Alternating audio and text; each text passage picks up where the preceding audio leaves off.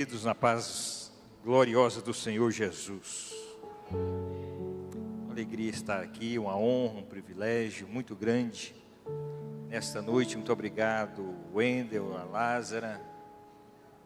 Também já tivemos o privilégio de ter na nossa igreja lá ministrando, pastor Manuel, pastora Tânia também já estiveram conosco.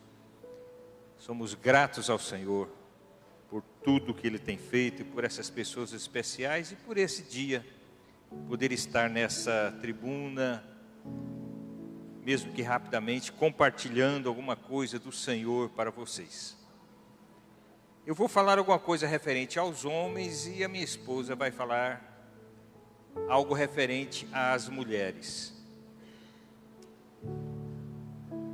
Em Salmos capítulo 11, versículo 3, é um versículo bastante interessante, né? Se pudesse projetá-lo para nós, Salmo 11, versículo 3, diz assim a palavra do Senhor: ora, destruídos os fundamentos, que poderá fazer o justo? Se os fundamentos, se os alicerces, se os princípios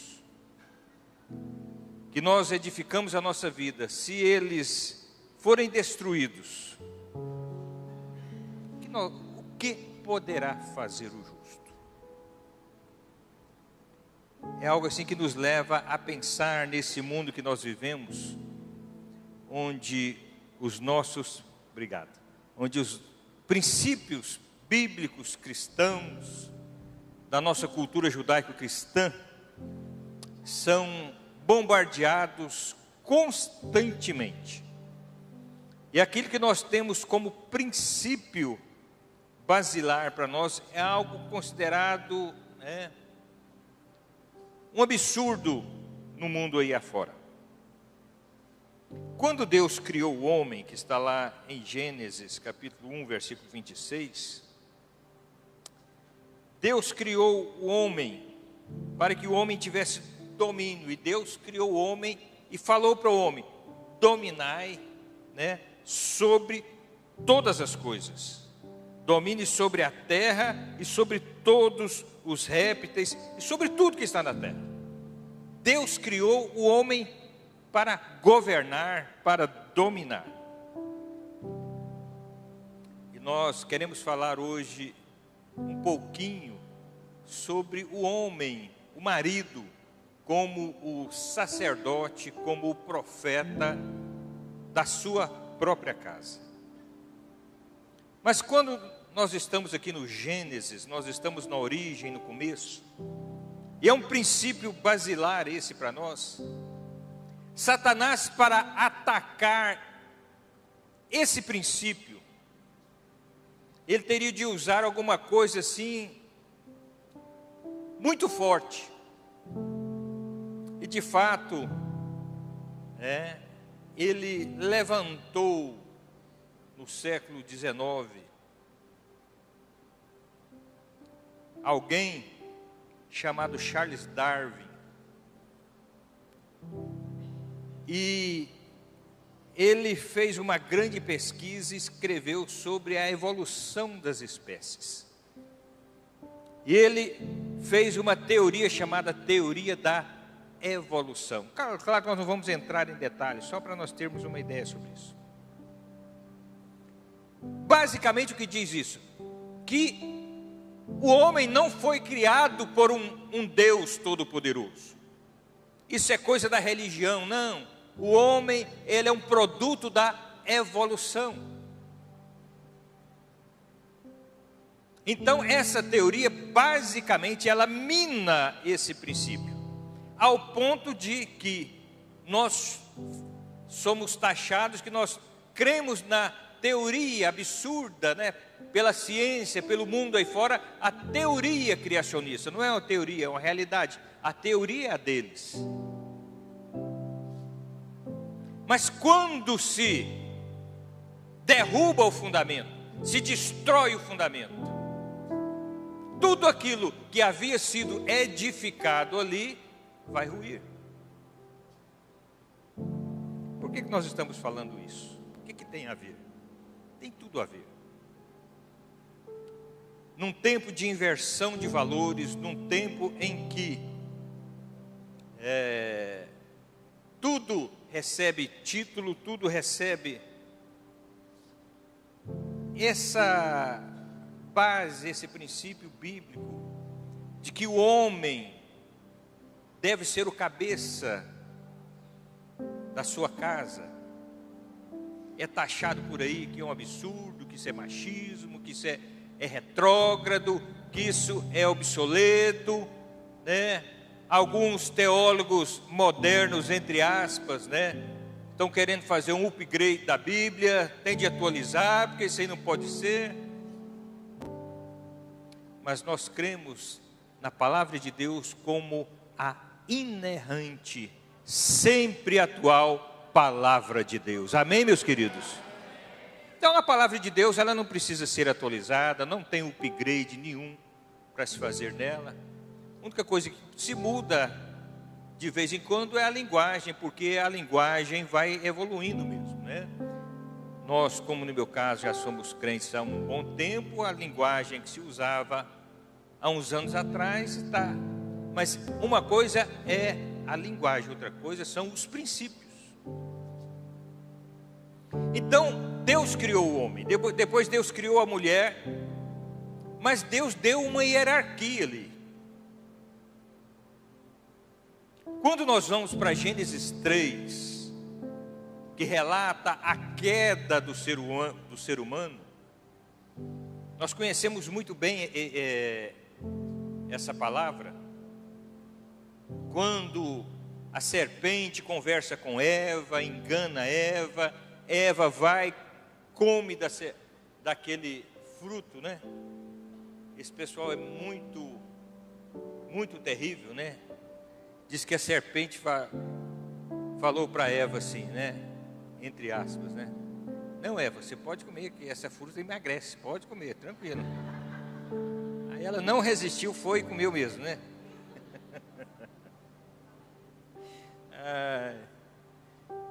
E a mulher comeu e deu para o homem, que também comeu, né? E quando Deus aparece na viração do dia, que todos os dias ele ia, ele chega lá e fala assim: Eva, Eva, onde você está? Foi assim que Deus falou? Mas não foi Eva que a primeira a pecar, a primeira a errar? Foi. Por que Deus chega lá e fala: Adão, Adão, aonde você está, Adão?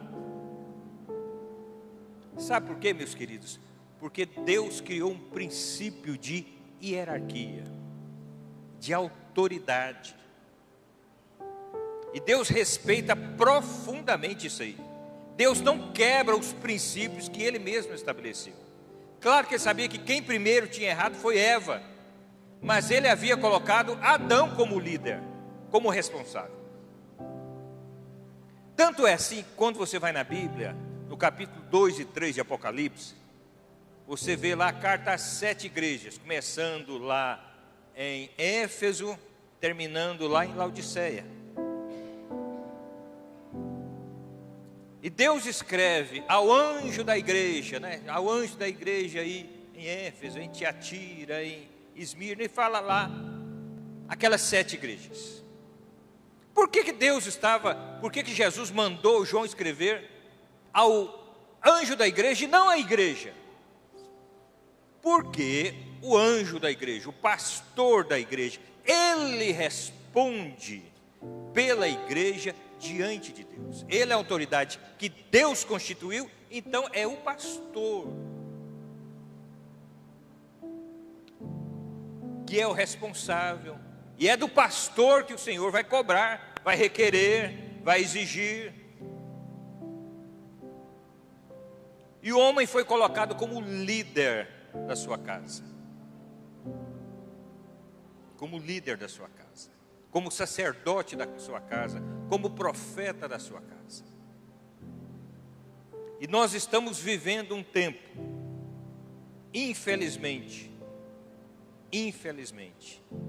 onde grande parte dos homens cristãos nas igrejas estão se omitindo da sua responsabilidade como líder do lar, como sacerdote do lar, como profeta da sua casa. Nós estamos vivendo um tempo da terceirização. Terceirização, se terceiriza tudo hoje. Como uma grande parte das mulheres trabalham fora, ela tem de terceirizar alguém para cuidar do filho. Ou é uma creche, ou é um avô, ou é alguém. É o tempo da terceirização. E, infelizmente, a maioria dos homens, uma grande parte, não vamos colocar a maioria, né? Também terceirizou a sua responsabilidade de sacerdote e de profeta no seu lar. Para quem? Principalmente, para quem? Para as esposas, para as mulheres. As mulheres que já têm tantas cargas, tantas coisas para fazer, ainda foi colocado mais essa responsabilidade de ser a líder espiritual da sua casa.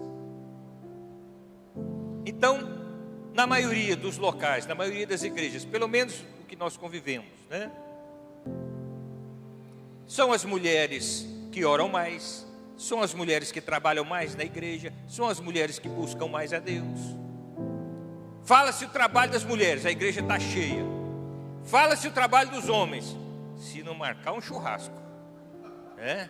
Se não marcar um churrasco e falar que vai ter picanha lá, não, irmãos, vem que vai ter um churrasco lá, aí, pelo menos lá em Anápolis é assim, né? Possivelmente aqui em Goiânia deve ser diferente, mas lá é desse jeito, né? O trabalho com os homens é no empurrão, mas o das mulheres, por quê? Porque os homens perderam, e nós perdemos, esse princípio muito grande de ser líder espiritual do nosso lar, de ser o sacerdote. Quem é o sacerdote?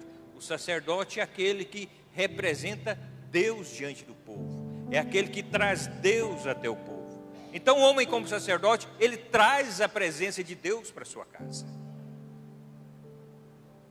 E ele como profeta, ele leva a sua casa até a presença de Deus. Então nós temos essa dupla função de sermos profetas e sacerdotes da nossa casa, do nosso lar, da nossa família. Mas infelizmente nós estamos deixando isso e sobrecarregando as esposas. Quando o filho tem um problema, alguma dificuldade, chega para o pai: pai, por favor. A maioria fala o quê? A maioria fala o quê? Vai com sua mãe. Fala com sua mãe. O que ela resolver, está resolvido. Lá em Anápolis é assim. Eu sei que aqui não é assim. Vocês já devem estar até estranhando muito, mas, né, depois do meia ponte aí a coisa é diferente mesmo, né? Lá é desse jeito. A filha chega com o pai, ele não tem tempo, ele não tem disposição, e ele sobrecarrega. E é por isso que há N problemas hoje, inclusive problemas de paternidade. Vocês conhecem aquela história, já encerrando a minha parte, quando o filho chega: papai, quanto você ganha? Quanto custa a sua hora? Até que o menino fez, ele falou, o menino fez as contas lá, o menino juntou, aí um dia o menino chegou e falou: pai, está aqui. Que isso, meu filho? Esse é o dinheiro, quero comprar uma hora de sua. Se agora durante essa uma hora você vai dar atenção só para mim agora. São casos assim, casos extremos. Eu queria te convidar agora, feche os seus olhos, curva a sua cabeça um pouquinho. Faça uma autoanálise ali. Você tem sido o sacerdote da sua casa? É você que é o líder espiritual da sua casa? É você que traz Deus, é você que incentiva a sua esposa, os seus filhos a servirem ao Senhor, estarem na casa de Deus. Senhor, que o Senhor complete, Senhor, essa palavra aos seus filhos, e que nós sejamos, Senhor, verdadeiramente profetas, homens, profetas e sacerdotes do nosso lar e da nossa casa, em nome de Jesus, em nome